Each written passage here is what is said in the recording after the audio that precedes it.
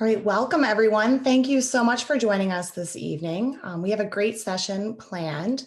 Our first speaker tonight is Zach Walston from PT Solutions. He's the National Director of Quality and Research, and he's also the Orthopedic Residency Program Coordinator. He's going to be diving into the root causes of burnout, debunking some common myths around those causes, and then also how to fix burnout. And then he's also going to talk about how employers and employees can work together to create long-term solutions that really address and prevent burnout in healthcare. Marla Ranieri is also with us. She's the Chief Development Officer and co-founder at BetterPT. She's also a practicing physical therapist. She is going to talk about how technology and the right technology can actually help unburden your staff and keep them from being overwhelmed and burnt out. Just a couple of housekeeping items as we go. We muted everyone at the beginning of this session, and we ask that you please remain muted through the end of the presentation. We are going to do a Q&A at the end, so I'll open the mics for everyone. Feel free to chime in with your questions or comments, or at any time you can use the chat feature to ask your questions and we'll address them at the end. We are recording this session, so I will send it out via email when we are finished. So without any further ado, I'm going to pass it over to Zach to kick us off. All right, thank you, Kate, and thank you, BetterPT, for having me on the webinar. I'm definitely excited to be able to talk about this topic. This is something that's definitely near and dear to me as someone who is very involved with not only the physical therapy profession, but specifically with those that are new graduates, with those that are starting out in physical therapy that we see are more susceptible typically to burnout. And so what I don't want this to be is yet another presentation about some of the standard things we typically hear on burnout, about how we just need to build more resiliency, which can be shame inducing. It can be something that we hear about all the time, but there's only so much meditating and journal writing that we can do. What are some of the other nuances about burnout that aren't talked about as much? And then giving some really practical strategies addressing burnout, both preventing and being able to address it after it might already occur.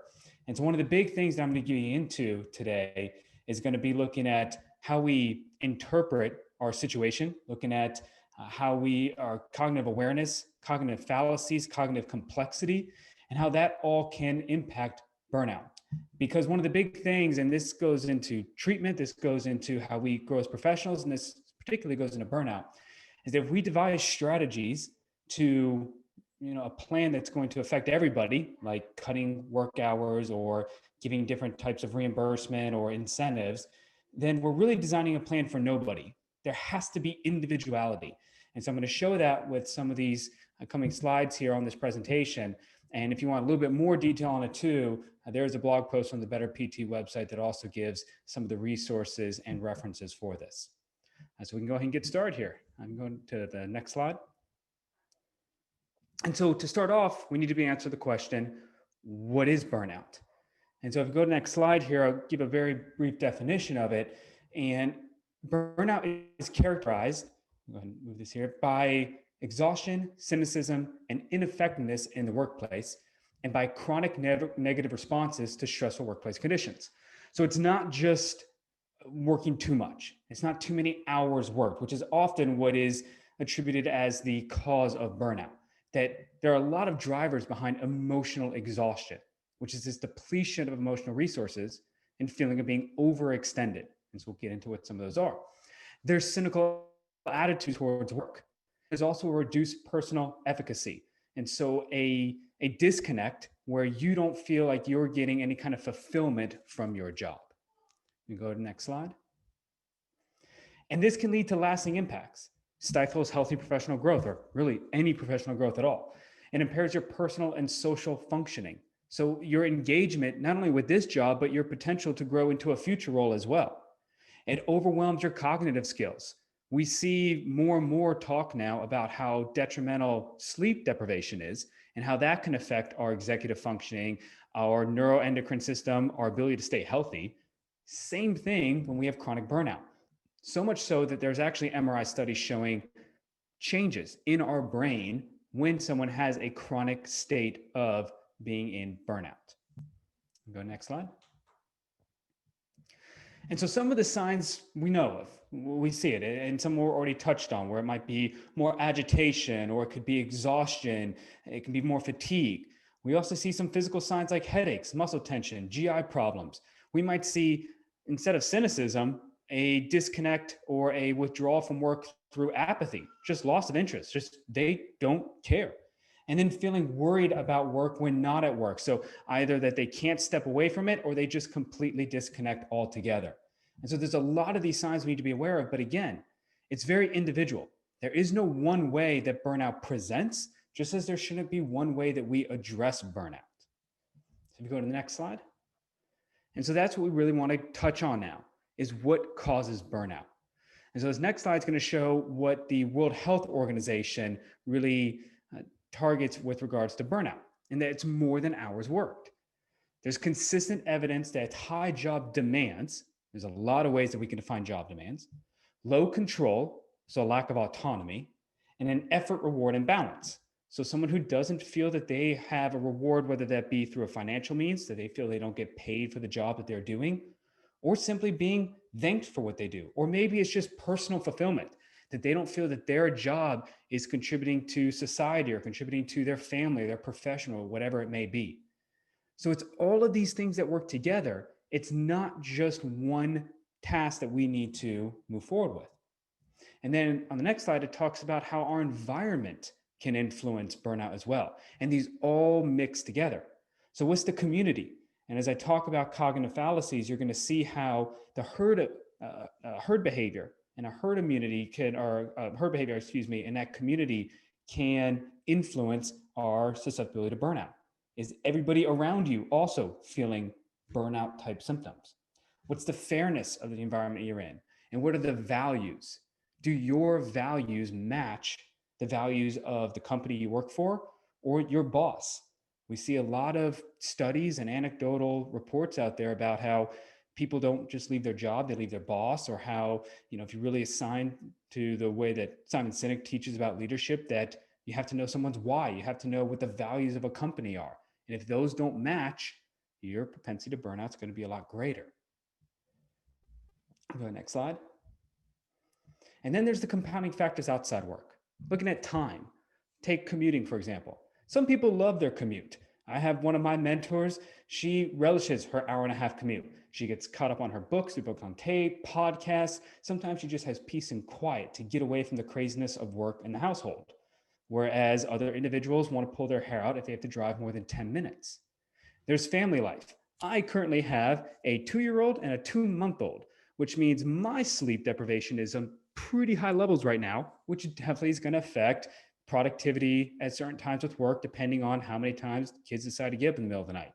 Family life and what stage you're in is going to influence your susceptibility to burnout. So as employees, it's recognizing that in and of itself, and employers knowing what stage of life your employee is in. Finances, that's a huge part right now with respect to physical therapy. The student debt to income ratio is among the worst in professions out there. And then if you look from the front office standpoint as well in the physical therapy clinics, they too often deal with income issues, whether it be how much they make on their job and hours being cut given the current pandemic. They may be trying to save up to go to physical therapy school or some other type of program. And all of this just builds on this risk for having burnout.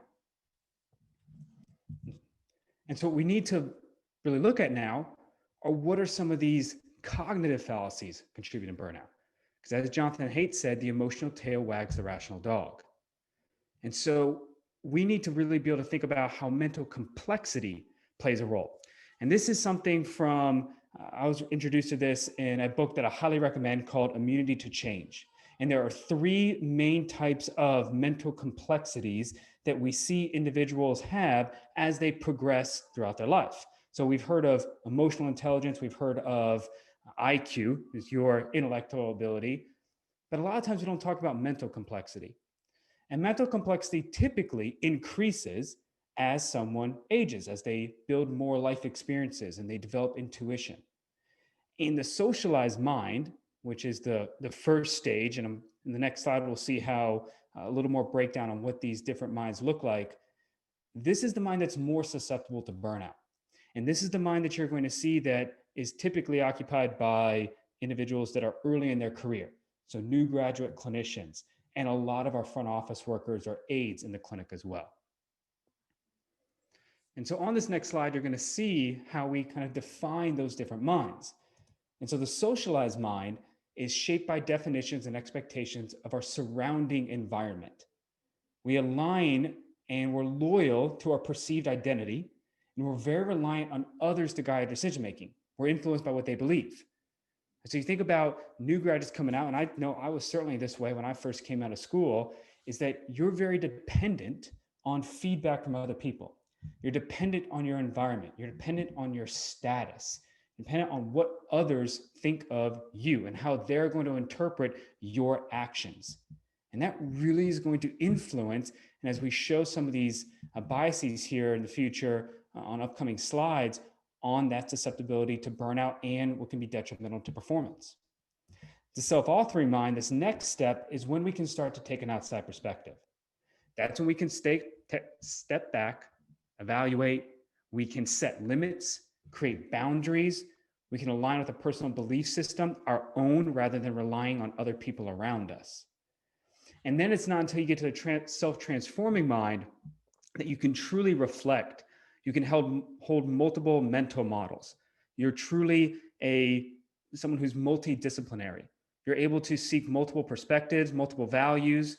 You can, as Paul Sappho says, strong beliefs weakly held, or the Charlie Munger stance of not adopting an opinion until you know the opposite side better than the initial side that you're arguing for. And so if we look at how we're progressing, the more that we're able to step back and reflect on a situation, the more that we can have a personal belief system and not be reliant on others for our self-worth, for our perception of a situation we're in, then the less susceptible we're going to be to burnout and a lot of those other causes that we've seen in previous slides. And so as we move on now, what I'm going to go through are a lot of these biases and cognitive fallacies that are particularly present in socialized minds that really influence someone's susceptibility to burnout. And the reason I bring this up is for the employees to be aware of them, and for employers also to know how to change their approach and their strategies for minimizing or helping address burnout by being able to take an individual approach and knowing what some of the root causes are, or some of these positive feedback loops that just perpetuate, again, the workload or the lack of fulfillment, the lack of autonomy. Well, these fallacies can really expedite and magnify those feelings. And so the first one is perfectionism. And perfectionism is really driven a lot by our current schooling system. And so if you think about new graduates that just finished school, or the front office or aides that are currently in school, their measures of self-worth, the way that they're progressing in life and their careers, is based on grades. It's based on how much knowledge can you obtain and retain. It is your ability to get that A. It's the ability to build the best, not just resume, but application you can to get to that next stage. I do really well in high school, I get A's, I get to the best college. I do really well in college, and that gets me into a better graduate school. I do well there, I get into a better residency. And it's always about just the better that I perform in that grade that I get from somebody else, not for myself. It's not about the fulfillment of, oh, okay, I really feel fulfilled in the job I did. It's no, I either got an A or I didn't. It's hard then to just cut that off right when we get out into the real world. And so for managers and for other employees is to really recognize that there is a gradation. We have to set clear goals and expectations. There isn't this perfection that's needed in the clinic. And that's really hard, especially when there's not a right or wrong answer for patient treatment. Right? There's not one way to treat someone. There's not one way to determine if this was a successful intervention or unsuccessful. There's not one way to say that you are a good employee or a bad employee. And that's really hard for a lot of individuals to move from. And so if they are struggling with perfectionism, they're not going to get that same fulfillment from their job because they feel like they're not doing a good enough job. They're going to have more anxiety, depression, life paralysis, missed opportunities. They're going to have a feeling that they have less autonomy over what they're doing because they can't achieve the goals that they set out for themselves. And that really ties into the next one of a dichotomous thinking or polarized thinking. And this again comes from schooling. That if we look at how we are tested for our boards for physical therapy to get our specialist certification in physical therapy, it's multiple choice.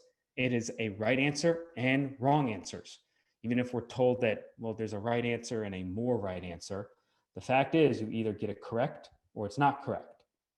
And that doesn't translate to the real world. It leads to unrealistic expectations. Again, there's not, you did it right with the patient, you did it wrong. You're a good clinician or you're a bad clinician. There's gray areas. There's a lot in between. It's not all or nothing. And that's really difficult for a clinician, especially someone in a socialized mind that relies on the external feedback. And when we think about how to address this, I put at the bottom of this slide system 2 versus system 1 thinking.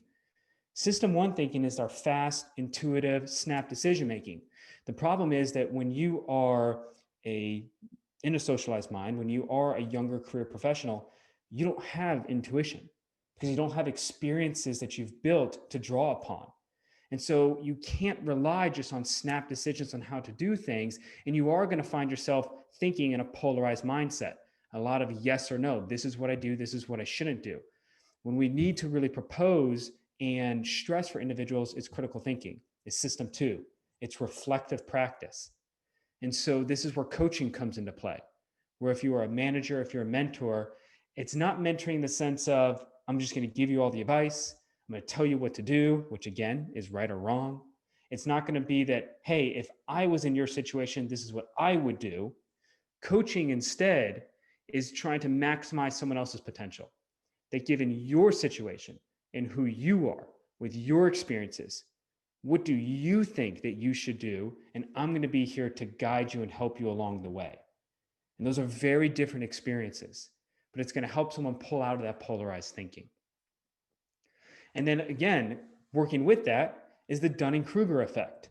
And pretty much every single new grad goes through this. I certainly did. I did about 4 months into my physical therapy career, where at that point, I was at a full caseload and thought that I was the greatest thing that ever touched the physical therapy profession. Every single patient got better. They all loved me. They all were getting great outcomes. They were coming back. They requested me on their schedule. And it's at this point that when we have very little knowledge in the field, our confidence is sky high because we're so reliant on our external cues. And so I'm getting these positive feedback from everybody and thinking, I am awesome.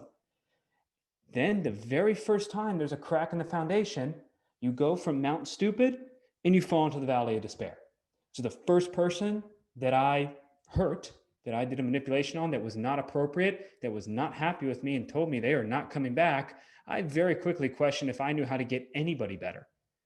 And that's very common for new therapists or even new front office. They might be doing a great job. They're handling the phones, they're verifying insurances, they're very productive. And the first time they get yelled at for messing up something on billing, even if it wasn't their fault. The first time that they have a physician office call and yell they didn't get a plan of care faxed in time, they may start questioning if they know anything to do with their job. And it's very important for us as leaders then to be able to, one, blunt that fall into the valley of despair and then help them get out of it quicker by really making sure they know that failure is a part of the process, right? And that you're there to coach them. If you don't coach individuals, and that's not a regular thing, not just that, hey, it's coaching time and 1 hour a week, once a week, I'm going to, coach you, but something that you're there throughout, always available to them. If you can do that, then you're going to help them, and it's going to be a much more stable curve, not going to be as steep. And so it's very important to recognize that this is something that can really hammer someone. And when they're in that valley of despair, all the other biases and cognitive fallacies hit a lot harder, including this next one. And so anchoring is when you heavily depend on an initial piece of information. And so when we think about anchoring for young clinicians, those in a socialized mind that depend on external cues, that could relate to salary or caseload, or two of the big ones. That when they were researching physical therapy schools, they look up online that says, hey, the average salary is $95,000 for therapists. This is going to be great. What they didn't take time to look at is, well, they want to work in an urban population in outpatient orthopedics, and they're going to have a low caseload as a new graduate, and they're not hitting any incentive. And so they're not anywhere near that salary. But because they were anchored to that first number, when they're in those first few weeks or months of treatment, they don't have that reward feeling. The reward and effort is mismatched because they were anchored to a salary expectation, or maybe it was a caseload expectation that in school they were told you have to do one-on-one care. It's impossible to give good outcomes if you don't do one-on-one care. And then they go into the clinic and they're seeing 2 patients an hour. And instead of seeing 8 a day, they're seeing 12 or 15 or 16 a day. And now they're feeling overextended, overworked. And so it's important for us when we also talk to our clinicians, talk to our employees, that we understand what their expectations are from day one. We don't just blow it off and say, well, tough, that's not how it is. You need to see this many patients a day. You have to be able to work with that individual, not saying to cut their caseload, but to understand where they're coming from and how that could make them more susceptible to burnout. So what are the areas that you can address with them? How can you better coach them through that? How can you reset expectations over time? Because anchors take a while to reset. And what are the other areas of susceptibility that you can address? Or what are some areas of resilience that can be built? So it's an individual approach. And then this next slide, we see this is probably, I would say, the mascot, if you will, for the socialized mind. And that's the herd behavior. The herd behavior is our tendency to mimic those that are around us. And there's 2 big areas that this hits in terms of burnout. One is when the environment, and there's multiple people feeling the effects of burnout. And so you may have a new grad that's been out 3 months that thinks, hey, this is great, I love my job. But they look around and say, well, John's been complaining a whole lot about his caseload, and Megan really doesn't like the hours that she's working, and Jason thinks that he's not getting paid enough. Maybe those are problems, actually. Yeah, I don't think I'm getting paid enough now. And so if we're having these conversations and you're really heavily influenced by those around you, rather than your own personal fulfillment and your own values, then you're going to start to see your behaviors meld to what those around you are believing or thinking or saying. The other way that it really influences new graduates is the way that they treat, the way that they learn new information. And so if you're in a clinic and you're very reliant on other people's cues, and you're potentially in a clinic that uses outdated treatment approaches, well, you don't have necessarily the experience or the resolve at that point to be able to call out other individuals, or forget even calling them out, to not treat that way. So everyone in your clinic uses ultrasound or heat pads in every patient, and you kind of feel obligated to do the same because you don't want to be that one person who doesn't do it. But every day you go home thinking, I really need to stand up to this. This isn't the way you treat patients. I need to make sure I'm doing high-level evidence-based care, and there's a disconnect. And that's going to, again, create more of that overextending at work, the lack of feeling of autonomy and personal control. And so you can see how all of these cognitive fallacies build off of those 3 categories in the World Health Organization talked about being overextended at work, having a lack of autonomy, and a lack of that value proposition within your job. And then the sunk cost fallacy is one that hits almost every single new graduate. I know it's hit me hard as someone with 6 figures of debt, in that we want to justify our actions or our past events with our current actions. And so if I come out of school and I start treating in the clinic, I'm going to want to use everything I learned in school to justify all of that debt that I accrued, whether or not the evidence supports it. And so then when a new graduate is reading all this new evidence that's coming out and finding out, man, a lot of what I've learned in the past is pretty outdated, that's going to hit them harder. It's going to cause, again, more of this emotional distress. It's going to cause more of this questioning on how they should actually be treating.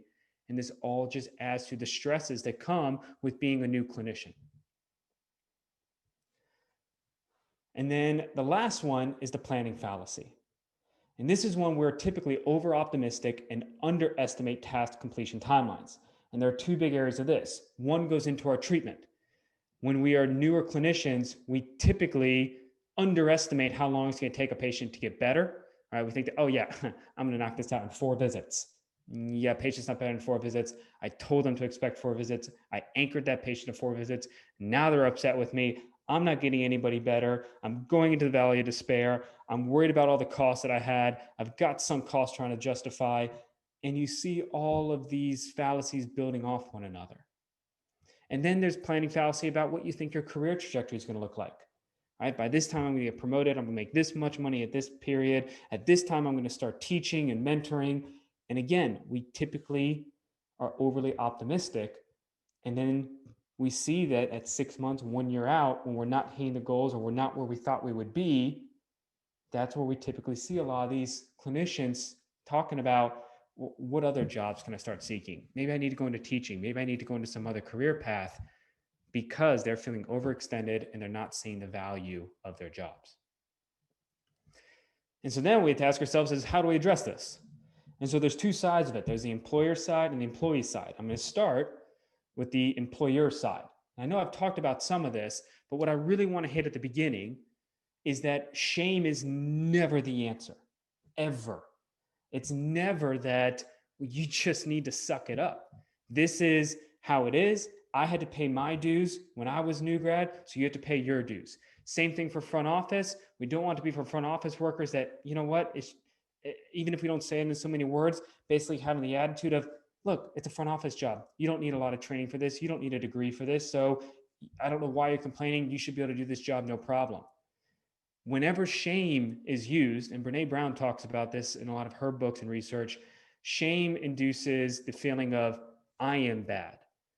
Guilt, when we we talk about, like for me, when I didn't do a great job with my patient, guilt is I did something bad. So maybe, okay, that was a poor decision making, but I myself don't think I'm a bad therapist. If I'm feeling shame, that is I am bad. I did something bad. And so when we are leading others, and for managers, this doesn't mean when I say don't shame people that you can't call individuals out on doing a task poorly, but it's that the task was bad, not that they themselves are bad. And we have to be careful when we talk about building resilience that we're not inducing shame, that you're just not tough enough. You're not strong enough. You haven't built enough resilience. So, hey, you know what? Go make sure you meditate more, go get some more sleep, make sure you're eating better, and I expect you to start performing better at work, and I'm not going to change anything. Employers have to take some responsibility too. And so that really goes into the engagement piece. And that is where employers can take a big role with respect to minimizing burnout. Is that individuals, employees, when they are heard and valued without being judged, then they're going to more freely give feedback as well. And that's where this all comes down to, is the coaching, is the individual approach. It's to be able to engage with your employee so that you can nip it in the bud before burnout becomes an issue. However, employees are going to disengage to protect themselves if they feel that they are being shamed, attacked, or if they feel that the social contract's not being lived up to. And that's where we need to understand on the front end, in the onboarding process, what are expectations? And knowing that in detail, because if those expectations aren't met, that employee is going to shut down. And so Harvard Business Review, they have, some of you might have seen this before in this next slide, they took basically a lot of polls to find out what's the difference between an engaged, a highly engaged, and a poorly engaged employee. And if you look at these, there's a lot of consistency that really comes down to communication. Someone encourages my development. I've been praised recently. I have a best friend at work, someone that I can divulge in that trusts me or that I trust. The manager cares about me. My opinions at work count. Those are the things that are going to create a highly engaged employee that if something is going wrong, they'll communicate that with you. And that's a lot of what burnout comes down to. It's not looking at your entire organization and thinking, okay, what do we need to do to address this burnout problem? How many hours are people working? Are we paying them enough? Those are important, don't get me wrong, but there has to be an individual approach, and there has to be a relational aspect to addressing burnout. Now, on the employee side, there is still resilience factors, right? And this does play a role, but I think this needs to be in addition, and this can't blow through all the stuff I've previously talked about, right? Yes, there needs to be a need for cognition. And so for the therapist, this needs to be engaged through mentorship. This needs to be something where they feel challenged at work, that it's not, hey, I did my residency, I did a couple classes, now I've got it all. I just teach other people, and 3 years into my career, I'm no longer being invested in. Front office, this happens often, that front office workers will say, look, I'm not invested in to grow. It's just that I'm here to punch a clock and do my job. They don't have that engagement on how they're growing personally and professionally, and that's needed. And the self-care is needed. So there's the pieces that the employee can handle: their sleep, nutrition, physical activity, social engagement. And the employer can facilitate that by looking at not only the hours worked, but when they're working. If you have someone closing every time, they're always working 10 to 7, are you taking away their opportunity to have, family dinners? If they just have young kids and they don't get home till 8, 8:30, well, because they're always closing, they're never doing family dinners with their kids. That is going to dramatically influence social engagements and propensity to burnout. So how can we make a shift? And that's, again, comes to individuality. Some individuals, 7 to 10, they love it. They want to sleep in every day. Others is the worst imaginable schedule, even though the hours worked are the same. And so, as we're closing here, there are a lot of areas of self-care that can be driven. But what I really want to drive home with that resilience piece is the resilience still falls on everybody. It's not something that can just be thrown out by employers saying, build resilience and you're going to be fine. And for the employee, if you're in a position, if you're in a company that doesn't value, that does just expect you to build resilience factors and just toughen up, that might not be the best situation for you. And so burnout is a complex multifactorial issue, and it's something that takes a team and individualized approach. And so I'll leave you with this quote from Marcus Aurelius, that by focusing on those things that are within his power and detaching himself from things that are not, he attains the inner peace. And so that's really the last thing that I kind of want you to focus on, is that at the end of the day, you have to think about what is in your power. And that's why I say there are some things that it just may not be a good situation for you to be in. What are the things that you can address personally? What are the things that you can reflect upon that might be influencing that propensity to burnout? And so I think that this cognitive fallacy, this complexity of the mind, is something that does need to be addressed more for all things related to our job performance, but especially with respect to burnout. So I appreciate you joining on. At the end, I'm happy to answer any questions with that, but now I think we'll pass it on to get more into the specifics on how BetterPT can help with preventing burnout. Great. Thank you so much. That was fantastic. And believe me, I know everything you're talking about. I've been there, I've felt it, and I really appreciate the ways that you're looking at it and offering others to really address burnout in the workplace. So, my goal today is to tell you how technology can help with that and preventing burnout. As Zach just gave so many great ideas about what you can do for your employees, for yourself, for others around you, and what you can control, the other piece of the puzzle is what technology you can actually implement to make sure that you take away some of those extra tasks that are causing burnout in your staff. Next slide. Next slide. And what I think of when burnout occurs really is when an employee is overworked. They're tired. They can't put on a happy face every day because they can't focus. They're overworked and they're bogged down with the busy work.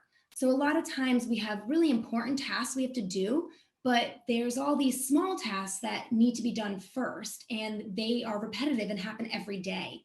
And I really think about that's if the front desk is always scheduling patients or always on the phone, or even though the PT wants to do all of their physical therapy with the patient, they still sometimes have to help schedule the patient, or sometimes they have a lot of paperwork they have to do afterwards, or contacting a parent. All of that is busy work that you just have to do that day and get done with before you get to some of that higher priority tasks and your actual work. So really, when you get bogged down with that extra busy work, that's when you get frustrated and you feel like you can't get out. That also means when the employee doesn't feel supported. They know that there's tons of tasks that they need to get done, and it just keeps saying, when is this done, or did you get that progress report written, or did you get all the bills completed, did you write the analytic report that for the front desk staff? And really they just don't feel supported because they didn't even get to that harder stuff because of all the little details that they went through. And then they feel guilty taking a day off because they know that they might be the only person responsible for all those tasks. And if they take that day off that's much needed, then somebody else is going to be really piled on with their tasks. So that really causes burnout as well. And finally, it's when those efficient processes aren't put into place. So that is, you look at that from a larger scale, and if you don't have the technology that supports you to create and make your job easier, then you're going to be doing a lot of tasks that could be done in a minute or two, and it's going to be time consuming and take you a lot longer. Next slide. So sometimes you have, and I really look at it from the front office staff, I see a lot of burnout there, and the PT staff as well, but sometimes you see them just overwhelmed. A phone call comes in, they have to schedule a patient, they have to call insurance, and they're on the phone for 30 minutes, yet they're asking about how many patients came in this week and what's the reports and did you get all the bills done? And then the physical therapy staff has to sometimes help and come to the front desk and schedule. So really they've got a lot of tasks at once and can't focus on what needs to get done. And that's really where we're here to help, and technology is here to help to make the lives easier. Next slide. So you have to think about ways that you're doing something manually that takes all of your effort and a person to do, where an easy system can manage that and actually do it for you. And what can you put into place to help those little tasks happen and therefore make it easier on everyone's life? And so some of the things we're going to be talking about today that technology can help with is thinking about online scheduling and letting the patients be the ones who schedule their appointments. And not so much having that one person at the front desk do it. Thinking about using QR codes for scheduling and rescheduling. So when that patient's leaving the office, the PT is not the one who has to reschedule them, or the front desk staff, the patient can put a camera up to a QR code and do it themselves. Talking about connecting with partners digitally. So a lot of times PTs are not only treating, but they have to go out and connect with the doctors, and they have to go out and find patients. And that takes a lot of extra time outside of the clinic. So thinking about ways that you can use technology to connect with your partners and grab patients from your physician referrals, from your digital world, and therefore not be so time consuming that you have to go to the doctor and do a lunch or do after hours and make those contacts to get those patients in. Obviously thinking about EMR integration and where efficiency comes in with that. If you've got a ton of different programs that you're using, you're doing your home exercise program, you're writing your EMR, then you're opening up another platform. If all of this doesn't connect, then it really doesn't help, and it doesn't make your process more efficient. So you do want to make sure that your EMR plays in the sandbox with everyone and is friendly and does this integration, and the platforms and technologies that you're using also integrate to make it easier for everyone's life.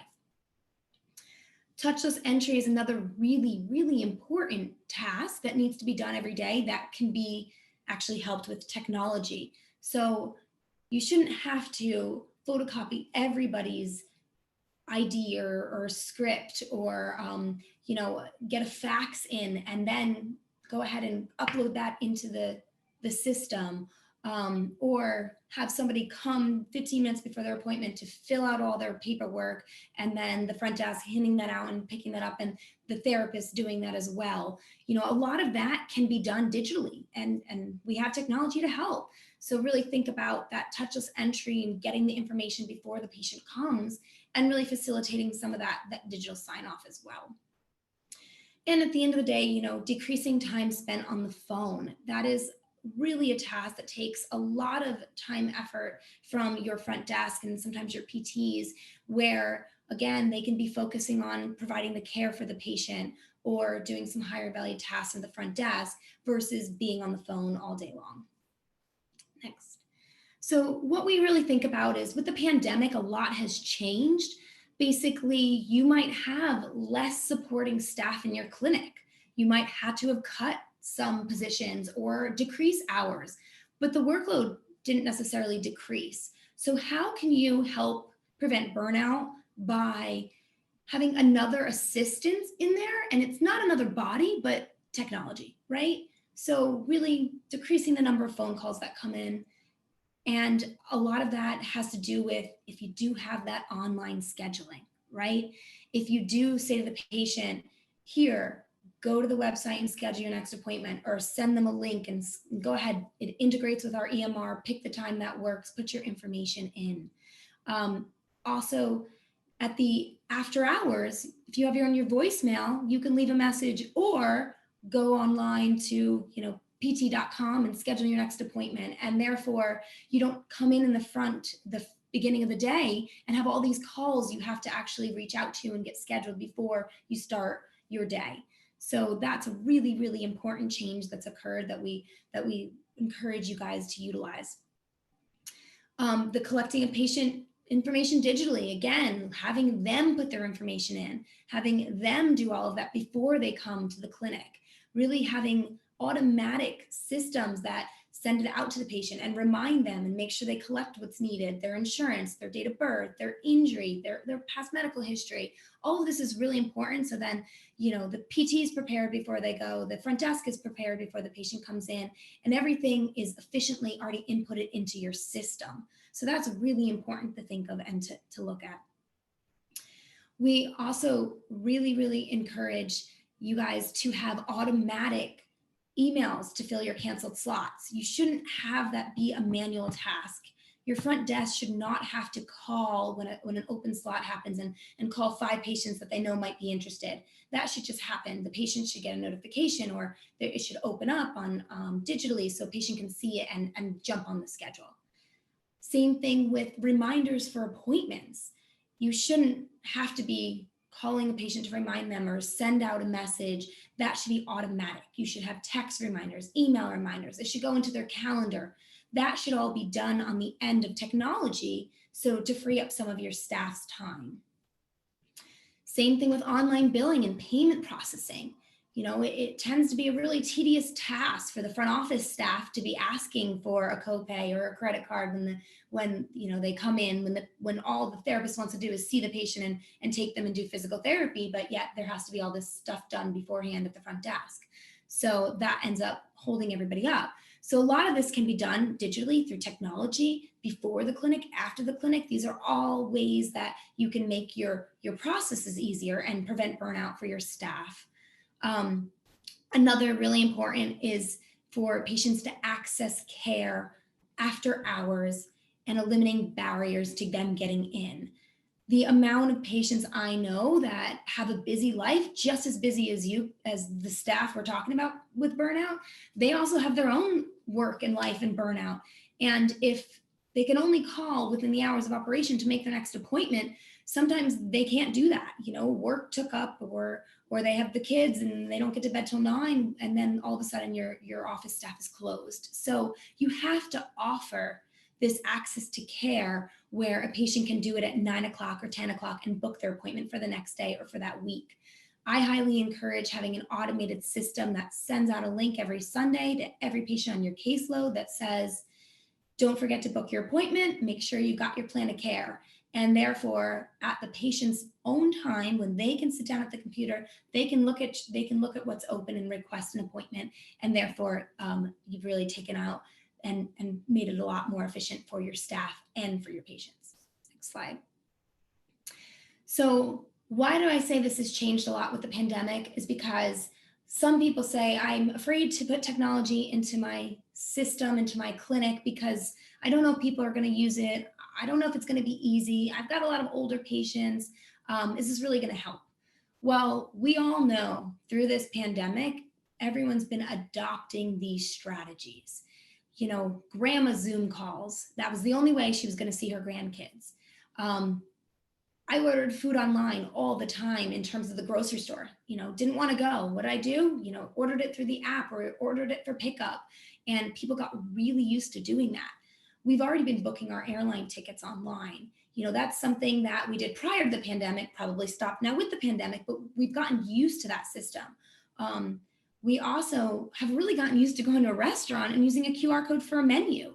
So basically, this is now adopted, whether it was the pandemic that brought us here or it was, everything else that led up to it.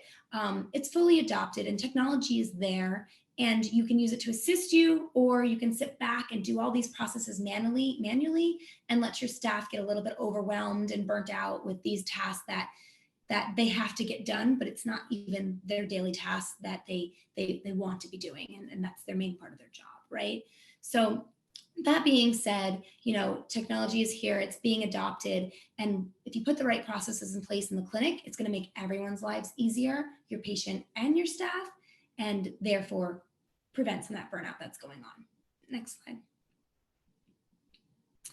So, we've really spoken a lot about that online scheduling. Just want to give you a big insight into that and the ease and availability of that. If a patient really can put all their information in, put their injury, their date of birth, their insurance, their card, they take a picture of the front and back. It's like a present. If you told your front office staff, you no longer have to schedule these on the phone and spend 20 minutes collecting information. And not only do you not have to do that, all of this information gets pushed into the EMR, and all you have to do is click a button to confirm it, to make sure it checks all the buttons, the time looks good, the PT looks good, it's an available slot because it was pulled from your schedule, but you're the final say. I would tell you half of your staff would have just a weight visibly lifted off to them, and they would say, that sounds fantastic. That would take away 30% of my day, So you really have to think about this. What can I do for my staff? And it's not just the front desk, the PTs and the aides and the techs sometimes are the ones who have to do these scheduling as well and have to take an eval, because the most important thing to running a clinic is getting new patients. So if you can make it easier to acquire those patients and convert those patients, you have now taken a task off of everyone in your office. And have a well-oiled machine that keeps going and makes everybody a little bit happier. Next slide. So really, you've got to think about this is everywhere. You can have online scheduling anywhere and everywhere throughout the digital world. And if you say that, people are seeing print documents and flyers for your clinic and all of that, I have to say right now, nobody's even out in the ether. They're not out in the community, they're home, right? And all they are is either online doing work or online or on their phone. And so you've got to reach them. So for that task where a lot of your physical therapists are out trying to grab patients, and prior they used to be at the physician's office, they used to be making networks and connections, that's not happening right now. And it's really hard for a lot of the physical therapists and marketers to get those new patients. This is a way to do that because you can capture new leads and spend less time doing it with that call to action and that book now button and that easily way to convert a patient. So definitely make sure that you're incorporating this in, that you're using this technology, not only to make that evaluation easier to schedule, but also to capture. If you can find those patients easier with less time, then that's a whole nother task that you've made more efficient for your staff as well. Next. And as we were saying, that really saves you about 12 to 15 minutes per patient. It saves you time with converting them, it saves you time with acquiring them, and it also really saves the patient time on their end. Next slide. And as we were saying, when somebody is walking out of the clinic, you tend to see a lot of lines. That's a time when, before you walk out, you want to check out and make sure that you schedule your next appointments for the week. And a lot of times it's just you and that front office staff or that physical therapist. And the patient is basically saying, okay, what about this time? Nope, that doesn't work. What about this one? What about this one? Going back and forth. But if you just said, put your phone up to the QR code, this is my clinic's menu, see the available times, choose the ones that work for you, have a fantastic day. That's really where we want to get to. We want to decrease some of those tasks that are happening on a daily basis that are taking up a lot of time that could be done in a minute or two and on the patient's time. Next slide. And you really got to think about also organizing all of the analytics that comes around this. So a lot of running a clinic is about the reporting and the data and where this information lives and how you're able to analyze it and actually tell your rest of your staff about it and make business decisions on it. So if you're able to organize, where are these inbound leads coming from? How many patients did request appointments? How many did we convert? How quickly did we convert them? What doctors are they coming from? Are they direct access? What's the age of my average patient? And where do I need to focus on? If you have really good technology that is helping organize your data, helping you report on your data, and really then giving you a way to make good business decisions, again, you're going to cut out a lot of that extra time where you might have been doing spreadsheets or looking at all these form fills on your website that came through emails and making sure that you did reach out to every patient and, oh, maybe I reached out to that one but forgot this one. All of that is busy work, and you want to cut that out, and you just want to have a process to make it easier and more facilitated on all the ends. Next. And of course, as we know, telehealth became a very, very big part of your practice in the last 6, 7, 8 months. And really with telehealth, that allowed us to see patients when we were closed down or when people weren't comfortable coming in. But it ended up being sometimes even more time consuming because you had to set the telehealth up. You had to send out all the links, the reminder links when the patient couldn't find that link. Then you also had to tell them how to download the app and maybe spend some time with them, walking them through and coaching them. And then once they did download it and got on it, were they able to see you? Was the video working? Was the audio working? So all of that really kind of, even though you wanted to use telehealth and you wanted to connect with the patient, did prevent some barriers to creating that telehealth from happening. So that being said, there are tons of efficient telehealth platforms that do all of this for you. And a telehealth call should be so easy and so well ingrained in your system that all you have to do as the therapist, and the front desk staff doesn't have to do much at all, but the therapist just has to jump on the call and treat the patient.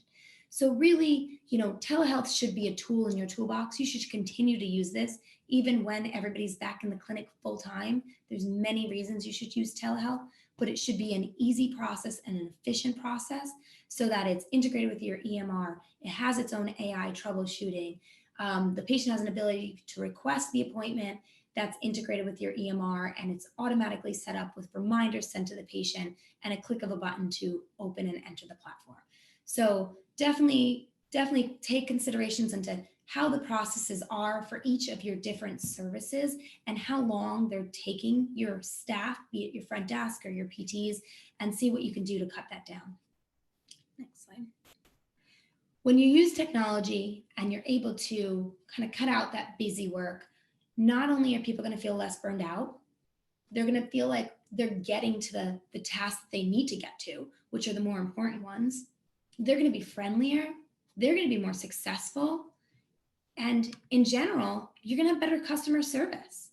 You're really going to have people get better faster because they had a very enjoyable greeting from the front desk. And then they saw their PT who was well rested and happy. And really that burnout, if that burnout's there, you're not going to have the same experience and the patient's not going to walk out feeling better, even if they didn't even have treatment, right? Something about a smile and a happy face and just a good interaction, that also just helps people get better faster as well. So it's really important that the more you can focus on decreasing burnout for your staff and decreasing some of the busy tasks that takes a lot of extra time and doesn't have the time is not worth that, right? You want to put the technology in place to make it easier, and then that way having a much better experience for your staff. Next. So that being said, BetterPT is a platform that does do all this, that does offer technology and digital tools that your clinic needs to be more efficient, leading to more successful staff members. We would love to help walk you through how this can work in your clinic, how to utilize some of our services, all of our services, but in general, really, really put technology in place to make your operational efficiency better and to actually make it easier and more efficient for your patients to get in and see you. And therefore, the focus of your company is physical therapy and the treatment and the staff that greets. That's where you want to get to, and let technology do all the rest. So